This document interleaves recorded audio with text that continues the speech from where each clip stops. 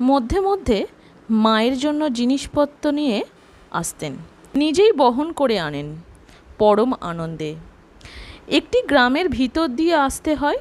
সেখানকার একজন প্রবীণ ব্যক্তির সঙ্গে রাস্তায় মধ্যে মধ্যে দেখা হয়।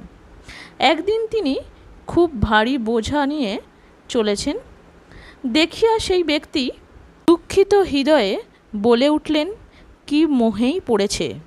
তিনি পথে দেখা সেই লোকটির উক্তি ব্যক্ত করলেন।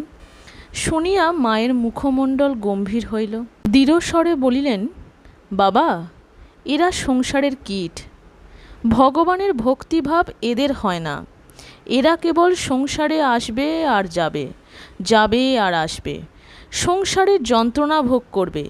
এইরূপ বহু জন্ম কাটবার পর যদি কোনো জন্মে ভগবানের কৃপা হয় তাহলে মুক্তি। কথা শুনিয়া